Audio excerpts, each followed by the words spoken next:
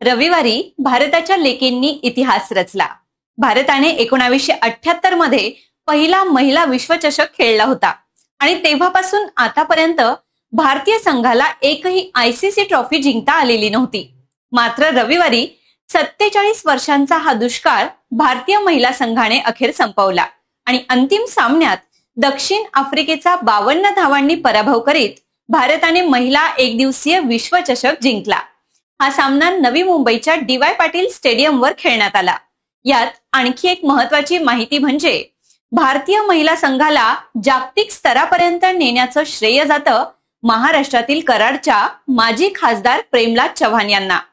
1973 मध्ये पुण्यात त्यांनी भारतीय महिला क्रिकेट असोसिएशनची स्थापना केली आणि तेव्हापासून भारतीय महिला संघ क्रिकेट जगतात आपलं अस्तित्व तयार करण्याच्या प्रयत्नात होता आणि अखेर 2 नोव्हेंबर 2025 या दिवशी आपल्या संघाने देशाला विश्वचषक जिंकून देत तमाम भारतीयांच्या सोनेरी स्वप्नांची पूर्ती केली।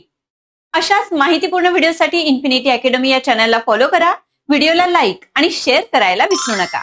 धन्यवाद।